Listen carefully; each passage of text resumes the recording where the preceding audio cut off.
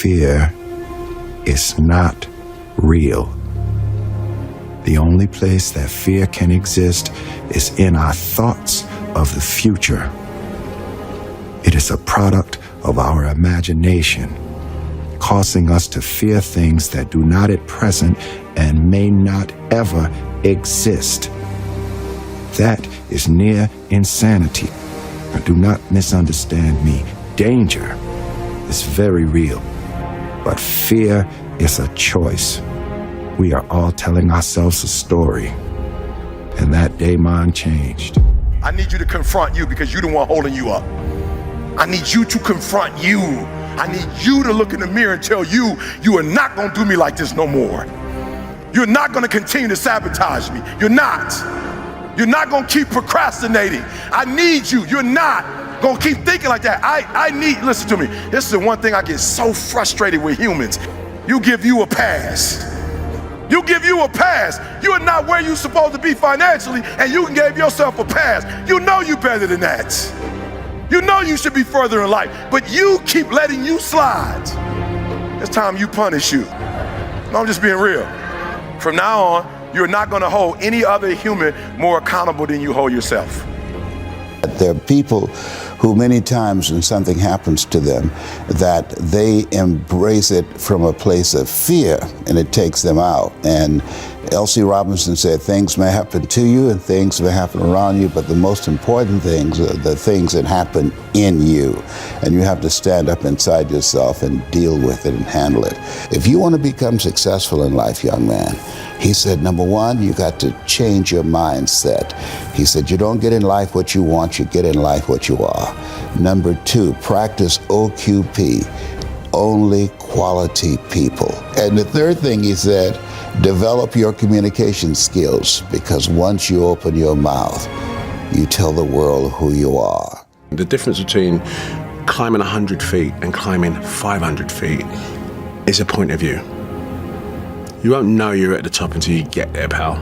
You know, keep your head down. Like when I swim, I've got 25 laps, guaranteed if I look up and start counting those laps, I'm petered out by 15. If I put my head down and keep working away and work at technique, work at internal rhythm, work at, I hit that length, I don't even know what length I'm on, guarantee you I'll look up and it'll be 20 and 2 more, 3 more to go.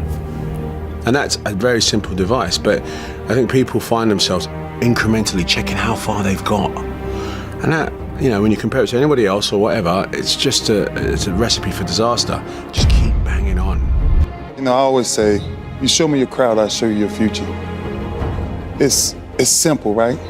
There's 3 types of people you need in your life. You need the inspired, the excited, and the grateful. Every one of them you will need for the rest of your life.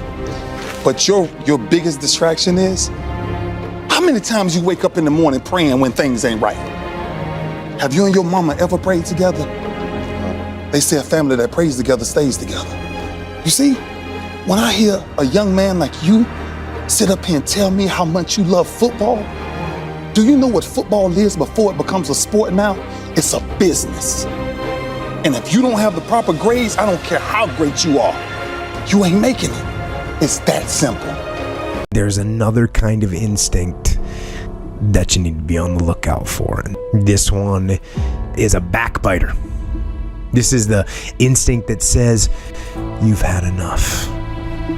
This is the instinct that says, you've given it your best shot.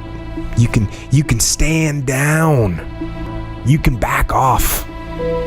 You can take a knee. This is the instinct that says, you can rest now. Do not listen to that instinct. Do not listen. That instinct is a liar and wants to bring you down. That's the instinct that's a defense mechanism. It wants to give you an out, a place to run to, a little place of sympathy. An amnesty, a little place of amnesty where everything is forgiven, where all these failures can gather together in comfort and drown their sorrows in lies and in deception. Do not give up based on instinct. If you are forced to stand down, to retreat, so that you can rebuild and reattack, so be it. So what I want you to understand about the breakthrough is that 90% is work, but the last 10%, that's fight. Listen to me, you don't get a breakthrough by working. You get a breakthrough when you fight. And I had to fight. I had to stay up all night. Listen to me very closely. When I first started speaking, I remember they used to be like, bro, we give you 1,500 at most. I remember trying to break through in this industry. I remember speaking, getting a 4-year degree. It took me 12 years to get a 4-year degree. You mean to tell me I'm reading every paper, I'm still failing? That's the hard part. The breakthrough is the hardest part. The breakthrough, that last 10%, is all mental toughness. The last 10%, the breakthrough is not about being better than them. You're already better than them. You're just not better than them mentally. That if you quit whatever you're trying to accomplish, if you quit, whatever you were trying to accomplish can never happen. There's not even a remote possibility. If you quit, there is no chance of it popping back up again, coming back later. Quitting is guaranteed failure. Now, when you're trying, you're going to fail. But quitting, just stopping, that was the number one thing I understood. And then number two, you have to make sure that your dreams are so big that not accomplishing them is not an option. You have to want something so big that it wakes you up in the middle of the night. You have to want something so big that you think about it all the time. You have to want something so big that it drives you to wake up when you don't want to. It keeps you up at night when you long been sleepy. It makes you show up, do things you wouldn't normally do. It requires extra. If you want to be extraordinary and not ordinary, if you want to be ordinary, live your life. But if you want to be extraordinary, you have to be extra. If you put extra on top of ordinary, that word is extraordinary. It requires an extra effort. If you don't want to do the extra effort, you finna be regular. There's nothing wrong with being regular. A lot of people are happy being regular. I just wasn't. I ain't want to be regular. I didn't want no regular life. I didn't want no regular house. I didn't want no regular car. I didn't want no regular clothes. I didn't want no regular checking account. I just didn't want it. Fail early, fail often, fail forward. We're all writing a book. What's your book look like? What does your fucking book look like? Like your life is a book. You got a bunch of chapters in your book, but when they close that book, how good was the book? How good was your book? What was the ending to your book? If the ending to my book can be so amazing because of all that was done, not the money, all that was accomplished, the first to do, the man that did this, he caused the merger between this. Because of his commitment and growth to this, the communities were then given this, made education this, changed the way the schooling was blah, blah, blah, gave books, gave computers, gave all of the things that can be associated with you and your existence become a part of the chapters in your book. So my drive is about my book. I have failed far more times than I've succeeded. Far more. You will never succeed more than you fail. That's not how it works. You know why? Because failure is a wonderful teacher. It's the only way to learn. You have to fail. Failure is a part of the process to becoming successful. I tell people this all the time. Michael Jordan, the greatest basketball player in the world, he took 946 game-winning shots. 946 times since he was in high school, the ball has been in his hand to take the game-winning shot with no time on the clock.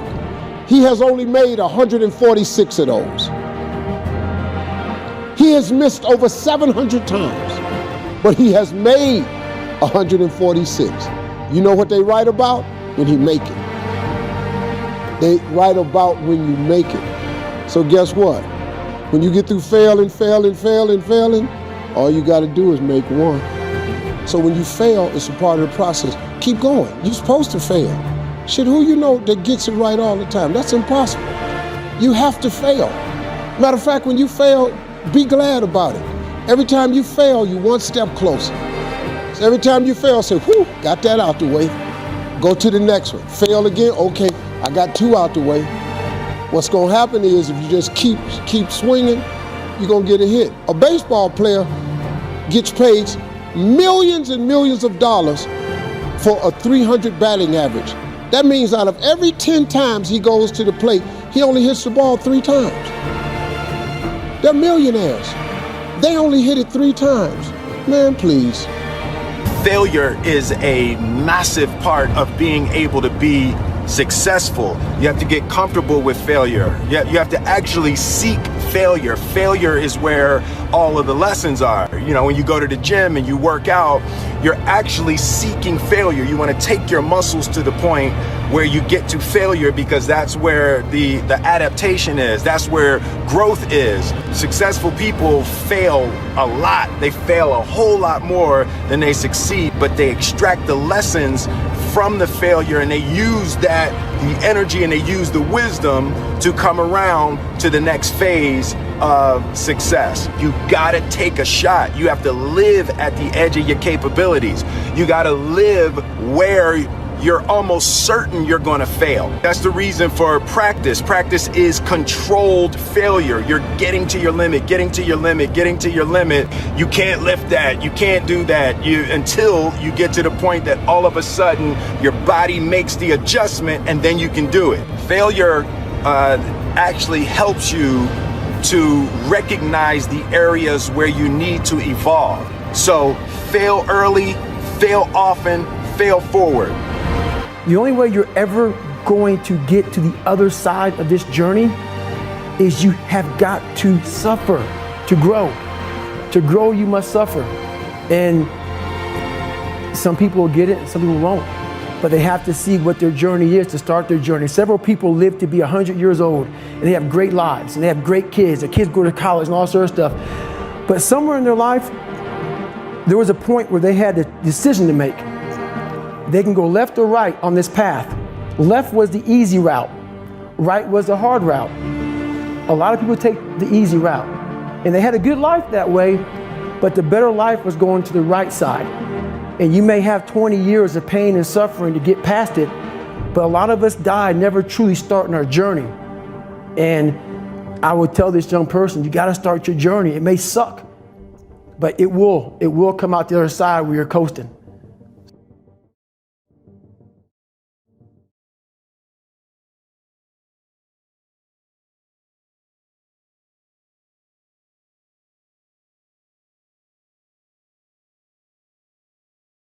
It's not what happens that determines the major part of your future. The key is what you do about it. It's not what happens, it's what you do about it. To have more, you simply have to become more. Don't wish it was easier, wish you were better. Don't wish for less problems, wish for more skills. Start working on yourself, making these personal changes, and he said it'll all change for you. There is no passion to be found playing small and settling for a life that's less than the one you're capable of living. I have never met anybody who became incredibly successful in any area of their life until they had suffered and sweated and sacrificed and kept their focus and fought through tears and trials and tests. And if you have a dream and you commit to it, it will come to pass. Just stop thinking, worrying, looking over your shoulder, wondering, doubting, fearing, hurting, hoping for some easy way out. Stop it and just do.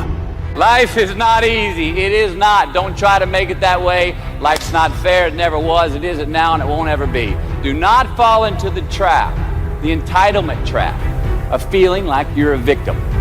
You are not. Let me ask you a question. If you're so smart, then why aren't you taking action and making something happen? So you've got a big IQ, that's no excuse to sit around and overthink things. Especially because If you're so smart, why can't you come up with a quick solution? Why can't you realize that overthinking is actually causing the problem harm? It's not moving the problem forward. So quit thinking so much and take action. You don't have to be talented, right? You don't have to be gifted. You don't have to be the quickest, the strongest. You don't have to be the most intelligent to get to where I am. Your mama might be a millionaire. You might come from privilege.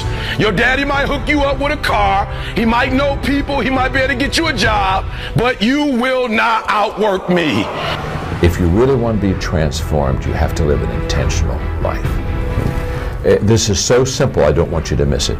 Most people don't lead their life, they accept their life. And when you accept your life, you are living on things that are not worthy of your time and effort and energy. To go uphill, you have to be intentional. Nobody ever went uphill by accident. You've never read a book on accidental achievements. You have to be intentional with what you do and who you are. It says, imagine you're on your deathbed, and standing around your deathbed are the ghosts representing your unfulfilled potential. The ghost of the ideas you never acted on, the ghost of the talents you didn't use. And they're standing around your bed, angry, disappointed, and upset. They say, we came to you because you could have brought us to life, they say. And now we have to go to the grave together. So I ask you today, how many ghosts are going to be around your bed when your time comes?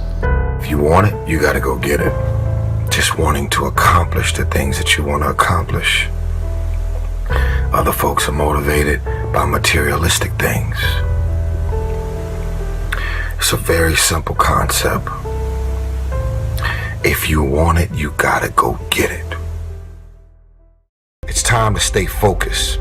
It's time to decide clubs, partying, trying to fit in and socialize, rub elbows with everybody so people can stop calling you weird. There will be plenty of opportunities to get discouraged, to lose your passion and think that it's not meant to be.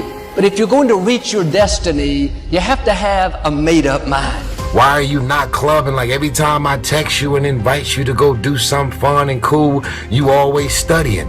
Because I'm trying to get it. He said, when you want to succeed as bad as you want to breathe, then you'll be successful.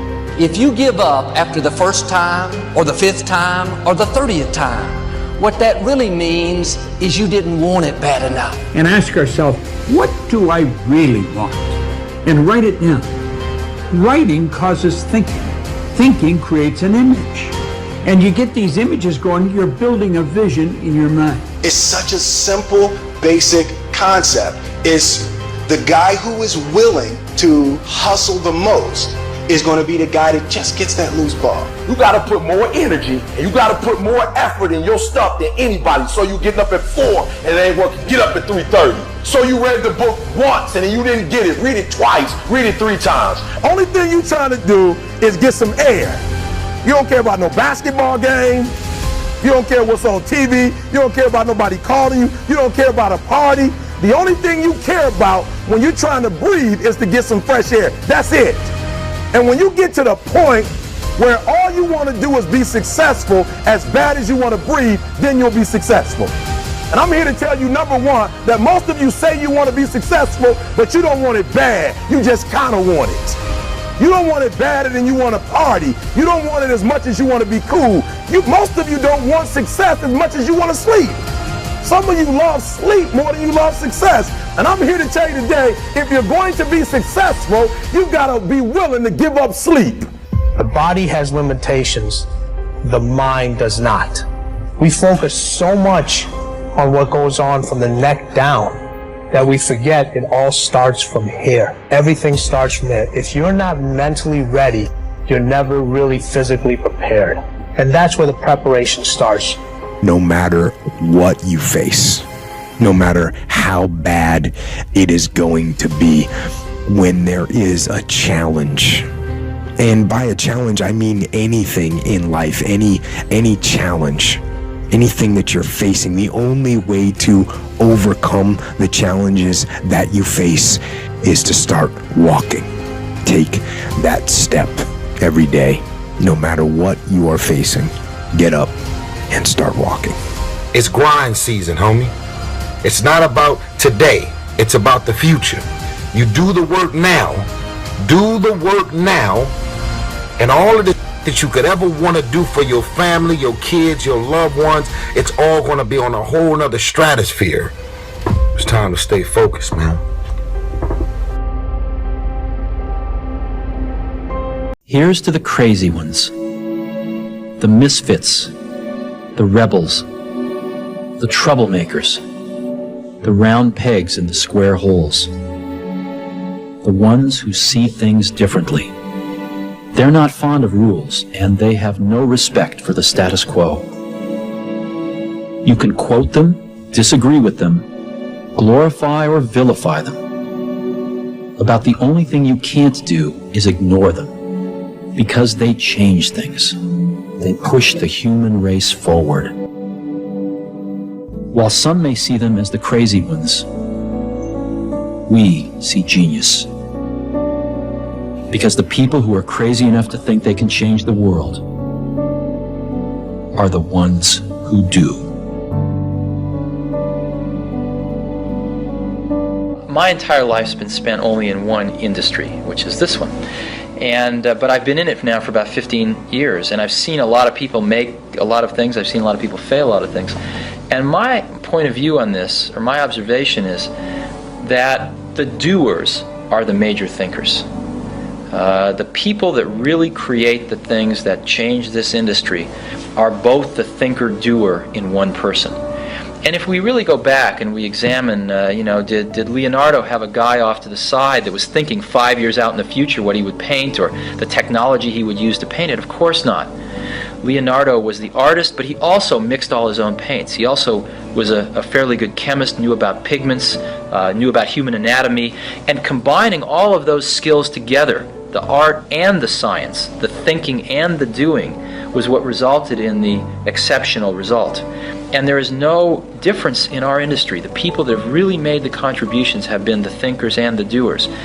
And a lot of people, of course, it's very easy to take credit for the thinking.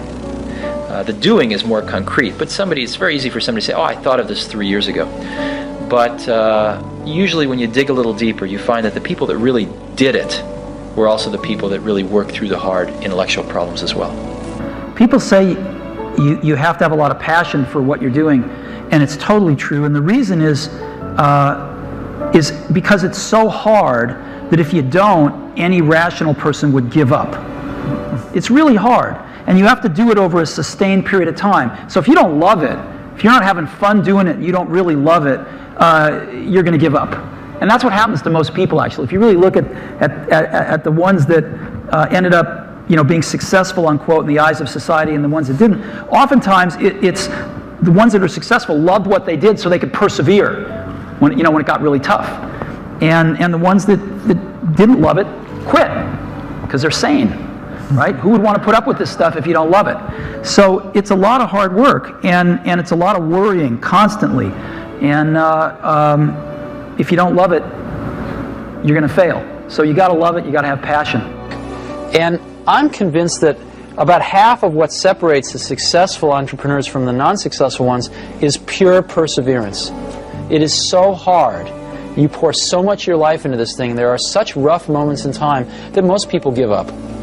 I don't blame them. I mean, it's really tough, and it consumes your life. I mean, if you've got a family and you're in the early days of a company, I can't imagine how one could do it. I'm sure it's been done, but it's rough. I mean, because it's pretty much an 18-hour-a-day job, 7 days a week for a while.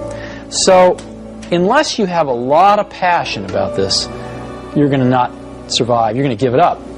So you got to have an idea or a problem or a wrong that you want to right that you're passionate about. Otherwise, you're not going to have the perseverance to stick it through. And I think that's half the battle right there. If you want to be successful tomorrow, it's impossible. If you want to be successful a year later, it's impossible. But if you want to win 10 years later, you have a chance. When you are 20 to 30 years old, you should follow a good boss, join a good company to learn how to do things properly. When you're 30 to 40 years old, if you want to do something yourself, just do it. You still can't afford to lose, to fail. But when you're 40 to 50 years old, my suggestion is that you should do things that you are good at. And not do things that, oh, that's very interesting, I want to try something new. It's a bit dangerous more. When you're 50 to 60 years old, spending time training and developing young people, the next generation. When you're over 60 years old, better stay with your grandchildren. But this is normally general like that. Not everybody will like, but most of the people will like that. So 30 years old, we people, next 30 years, are the luckiest period. We have a lot of challenges, a lot of things are happening, and with our knowledge, with our physical power, it's time. For 3 years, I tried to fill in the universities. So I applied jobs for 30 times, got rejected. I went for a police, they said, no, you're not good. I went to even the KFC. When KFC came to China, come to my city, 24 people went for the job.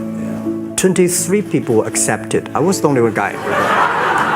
And we went for police. 5 people, 4 of them accepted. I was the only guy that I received it. So to me, being turned down, rejected. Oh, by the way, I told you that I applied for Harvard for 10 times, rejected.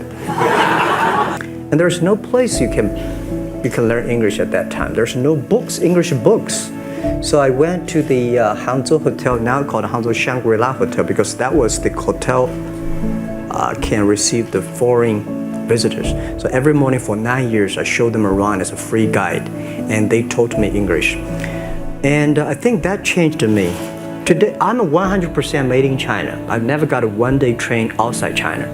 Yeah. And when people talk to me, say, Jack, how can you speak English like that? Why sometimes you talk like an Western guys? I think that was the 9 years.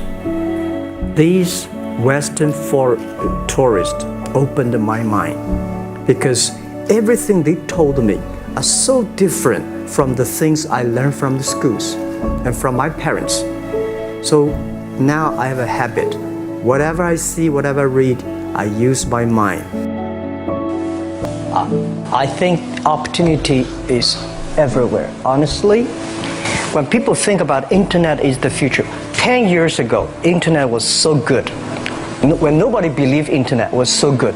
Now internet is so tough because all the smart people go to internet. So you should go to the off-ground. There are so many opportunities. If you run a restaurant, if you're really interested in running a restaurant in Korea, using IT technology to making sure the restaurant is perfectly unique. If you want to open a barber shop, making sure you use the IT technology and data technology, be the different. It's not only the high tech that works. There are a lot of business, if you're using IT better, that'd be fantastic, right? So, Prime Minister said I'm a genius. I don't think I'm a genius, and I would love to be a genius. But when I sit next to Bill Gates, I think I'm a genius. When I speak Chinese, he cannot speak. When I speak English, well, we both, it's not bad. We all have to think opposite. Where everybody agree, wait 1 minute, think about it. Is that right? Is there an opportunity where everybody against it?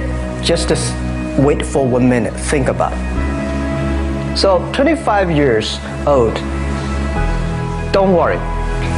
Any mistake is an income, is a wonderful revenue for you. But this is my advice to the young people. 25 years old, make enough mistakes. Don't worry. You fall, you stand up. You fall, you stand up.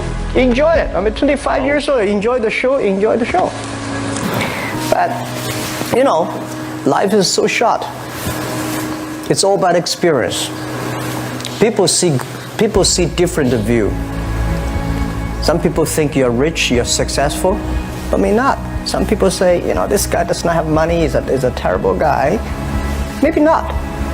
So everybody chooses his own life. I cried. Never sort of had a We had a lot of problems that people never thought. Because running a company for 34,000 young people, operate a company for more than 500 million people. If 500 million people, if 1% of them are bad guy, you got a 5 million bad guy. So it's headache. But it's too late to regret. Forget about regret. Think about, I have another 10, 20 years to go, so enjoy the show, enjoy the ride. You are the same. Getting up at 4 o'clock in the morning every day before anybody else and grounding my thought process is in the no one will outwork me. You gotta be the hardest workers in the room and don't fuck the opportunity up. The first thing I would just want to say is this idea and this notion that you could be anything you want, you can accomplish anything you want, right? We hear that. You've heard that from the time you were little boys. You hear that now. You're already incredibly accomplished. You can win an NBA championship, MVP of the league. You could become president. You could become governor. You could do whatever you want to do. You guys know that. The thing that has worked for me is to remember the hard times. And I'm sure you guys all have your processes. And again, I'm going to tell you what's worked for me. Anything big that would happen, I would always take a moment and I just remind myself, all right, I was evicted when I was 14. We were kicked off the island. We couldn't live in Hawaii. Had no place to live. A lot of shit happened then when I moved to Nashville. I was arrested multiple times by the time I was 16 years old. I gotta remember that. And it allows me then to be present in the moment and understand, holy shit, the stuff I have around me right now, this is the shit that I dreamed of when I was a kid. I am here. I played for University of Miami, played for great teams. When I got cut from Canada, I had $7 in my pocket. And I always tell that story. So now my production company is $7, advertising agency is $7, everything is $7. So I always remember that. What helps me is to keep the hard times in the front of my mind because it allows me to go into these big moments that I've worked my ass off and you guys have worked your ass off. It allows me to go into these big moments with a different perspective. What it also does for me, and again, this is what works for me, but it's up against this motherfucker because it's what I believe in. And when my back is against this motherfucker, then there's nowhere to go. But that way. So I feel like this could be something, an ideology and mindset that could help you if you look at it that way. Because you made it already. We made it. We're successful boys and we're lucky boys to be where we're at. Well, you guys made it. Everybody's rich in the room. Nobody's gonna get evicted anymore. Anything you got, there's no more money problems, right? You got a lot of hands out now. But when you make it, for me, I need this. I need this. So every day, my back is up against this motherfucker, and this is how I operate. And I gotta go that way. And I don't give a fuck who is in front of me. They're not gonna stop me. I feel like for me, it feels seamless because you prepared for so long, but it's just like you guys prepping for a game. That's the fun part. That's where it's like, fuck, it's fun, man. People are paying their hard-earned dollars to come see you. They're cheering, they're going bananas, they're booing the shit out of you or on the road. That's fun. That's what you live for. I mean, that's the juice right there. The prep is where the character's made. And I just don't mean the character I play, I mean the character in here. So for me, the prep is getting with the director, getting with the producers, getting with the writers. The key for me was, where does it start? What's the anchor? What's the anchor? So I could have all these ambitions and you guys have all these ambitions, which is great. But the key with me is just always finding what the anchor is. And the fucking anchor is getting up at 4 o'clock in the morning every day before anybody else and grounding my thought process is in the no one will outwork me. No one. I love and I respect you guys. You motherfuckers won't outwork me. So when I first started wrestling, I was 6 years old, rolling on the mats with my dad. My old man, a lot of you guys won't know this. Yeah, Rocky Johnson. My old man was Rocky Johnson. He was the first black WWF at that time. First black WWE tag team champions with Tony Atlas back in 1983. But before the wrestling part happened, I was just in the gym putting in the work. At 6 years old, rolling around on the mats. And finally, when I could touch weights at 13, that's what I was doing. But the weight part for me and the gym part has always been, has to be the anchor. But eventually, and I promise you this, the one thing that will never, ever, ever go away is you get your ass in that weight room and you put in the work. That's gonna happen when you're 30, 40, 50, 60, 70. That never goes away. You get on the court, you shoot some shots, but you're gonna wind up right back in the weight room. Film gives me the biggest opportunity to make the biggest impact, global impact. I don't want to make small movies. I love and respect our movie business, but I want to make big movies that do well, and when they do well, it's not the money thing, because we have money, right? Money's good. Money's good. It ebbs and flows. It's the idea that I can impact as many people as possible with a big global movie. And when the global movie is touching $1 billion, that sounds good, right? It's good for the bank account. It's good for everybody involved. Everybody's getting their piece of cake. It's great. But what that does do, I know I'm impacting people around the world by giving them some good entertainment, making them feel good. I leave home like you guys left home. I'm ready to tackle the world, to get after it, achieve my dreams and goals. Fucking crushed by 22, 23 years old. Now I got to move back in with my mom and dad. I played on great teams though. Wait a second, this is not supposed to be my future. I'm supposed to be in the NFL right now. I'm supposed to be making a lot of coin and buying my parents shit, buying me shit, taking care of my wife, but it never happened. So I pulled out my wallet. I thought, well, let me see how much money I have. I opened it up. I had a 5, a 1, and change. I'm not fucking around, well, at least I rounded up to $7. But I thought, God, ain't this a bitch? I got $7 in my pocket. Where the fuck do I go now? What do I do? I can't go back to CFL, because the point comes where you hear that voice, the big run's over. Like, you're done, right? So I heard that voice. What this also helps me do, and again, it works for me, is at some point, you gotta be fucking tired of not being number one.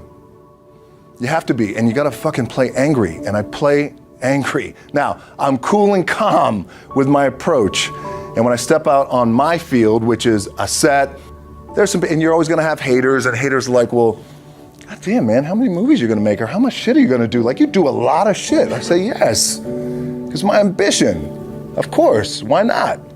I could do it, yeah. I love what I do. And not only that, but in what world do we not work every day? It doesn't mean, it's just like you guys in the off season. You gotta work every fucking day. It doesn't end.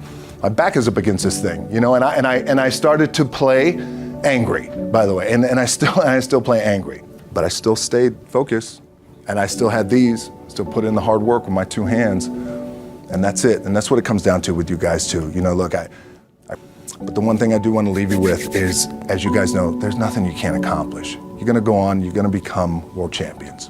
The key for me, I think one of the keys is, remember where you came from, keep that shit in the front of your mind, and when shit goes bad and it goes sideways, a lot of shit does, you're getting booed out of the fucking building, or you're coming through this injury, or people are writing you off, oh, you guys ain't gonna fucking make it, any of that shit.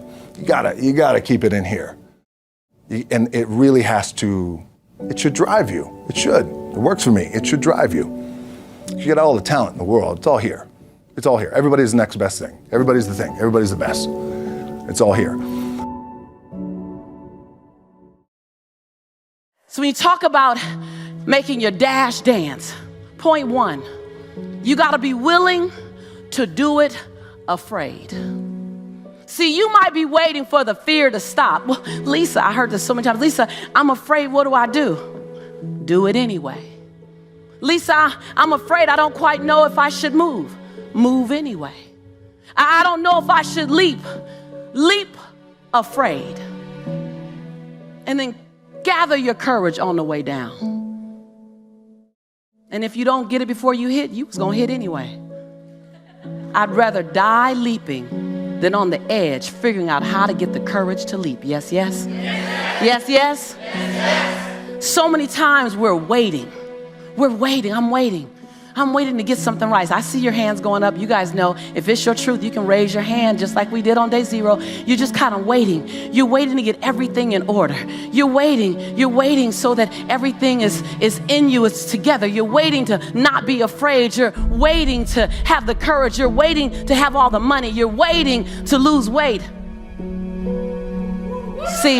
See, if I waited to release my unwanted pounds before I got in front of you, Lisa Nichols would be the secret. Yes, yes? I thought, how about I just leap with my imperfection and then find my form of perfecting my imperfection while I'm soaring? How about I do that? How about you not wait to get it right? You figure out, how does it look doing it wrong?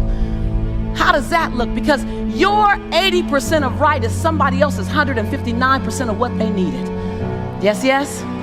And when you want to do it right and you want to wait till you're not afraid and you want to wait till you have it all together, oh, you made it about you again. See, Nelson Mandela did it. He just did it not knowing if it were right. Mahatma Gandhi just did it not knowing if it were right. Mother Teresa just did it not looking for affirmation or confirmation. Is this right? Martin Luther King did it not even knowing if it would happen before his life ended. I mean, what are you waiting on? Are you willing to do it afraid? Are you willing to do it knowing that you got so much work to do to get it better, to get it more perfect? But are you willing to do it inside your imperfection? Do you realize that in your imperfection, you're perfect for the job? Point 2, you have to be willing to walk alone sometimes. You have to be willing to be the only person for a moment. And that moment might be a minute, it might be a month, it might be a year, it might be 10 years. You have to be willing to be the only person that sees your vision. You got to be willing. You got to be willing to do it by yourself. You have to be willing to let everyone else off the hook to get you. You have to be willing to understand that at times, as your vision is coming out of you, it's not going to be clear for anyone else but you. Yes, yes, somebody understands. Somebody's walked alone in this room. Yes, yes? I'm going to say something to you. And if you only came to AFES to hear this, then take it, put it in your pocket. Everything else is bonus. If no one else gets your vision, and you can write in I terms, if no one else gets my vision, it's because God, the divine, didn't give your vision to them. God gave your vision to you. And sometimes you have to hold on to it. You have to nurture it. You have to feed it with time, feed it with a strategy, feed it with a plan, feed it with finances, feed it with projections, feed it with building your CEO muscle, feed it with action after action after action after action so that it can be born through you. And then the world will see it. I spoke to you 20 years ago. I was just in my bathroom, in the mirror, talking to you, when everyone thought I should not quit my day job. But I had to see something that no one else can see for the assignment on my life. So you have to be willing to walk alone. You have to be willing to be the only person that sees your vision. You have to be willing to have a family that doesn't get you. Yes, yes? You have to be willing to have a family that says, oh, they go into that strange thing with those strange people doing that strange stuff. Yes, yes? And celebrate that. Because there's a lot of things you want to be, but normal should not be one of them.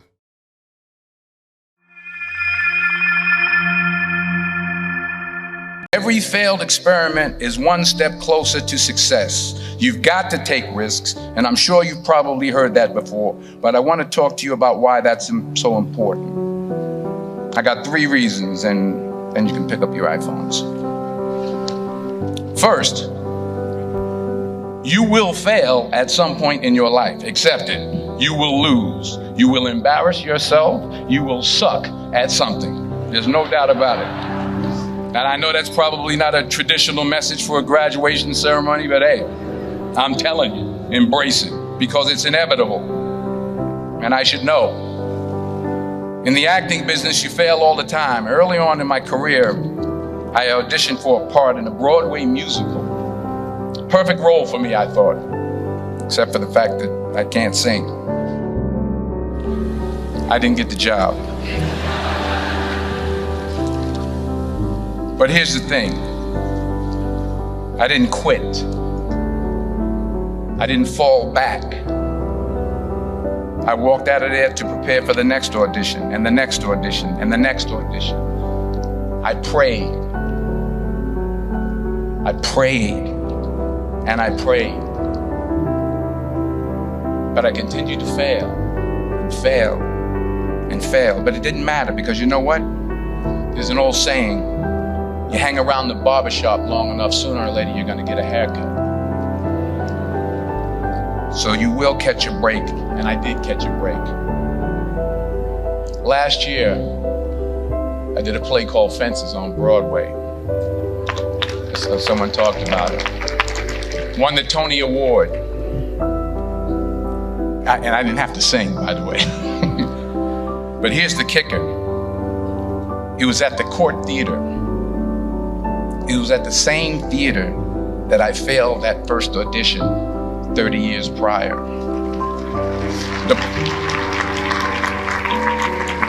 The point is, and I'll pick up the pace, the point is every graduate here today has the training and the talent to succeed. But do you have the guts to fail? Here's my second point about failure. If you don't fail, you're not even trying. I'll say it again. If you don't fail, you're not even trying. My wife told me this great expression. To get something you never had, you have to do something you never did. Les Brown's a motivational speaker. He made an analogy about this. He says, imagine you're on your deathbed, and standing around your deathbed are the ghosts representing your unfulfilled potential. The ghost of the ideas you never acted on. The ghost of the talents you didn't use. And they're standing around your bed, angry, disappointed, and upset. They say, we came to you because you could have brought us to life, they say. And now we have to go to the grave together. So I ask you today,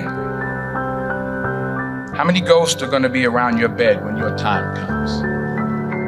Not only take risks, but to be open to life, to accept new views, and to be open to new opinions, to be willing to speak at a commencement at one of the best universities in the country, even though you're scared stiff. While it may be frightening, it will also be rewarding. Because the chances you take, the people you meet, the people you love, the faith that you have, that's what's going to define you. Never be discouraged. Never hold back. Give everything you got.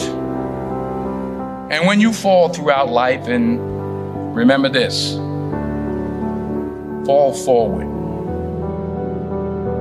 Say thank you for grace. Thank you for mercy. Thank you for understanding. Thank you for wisdom. Thank you for parents.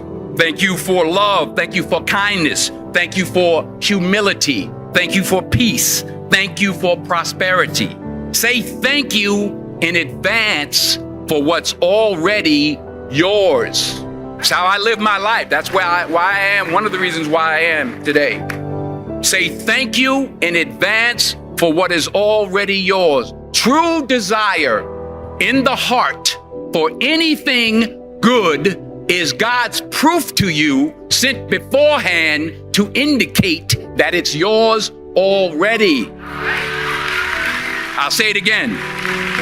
True desire in the heart, that itch that you have, whatever it is you want to do, that thing that you want to do to help others and to grow and to make money, that desire, that itch, that's God's proof to you, sent beforehand already to indicate that it's yours. And anything you want good, you can have. So claim it. Work hard to get it. When you get it, reach back. Pull someone else up. Each one, teach one. Don't just aspire to make a living. Aspire to make a difference.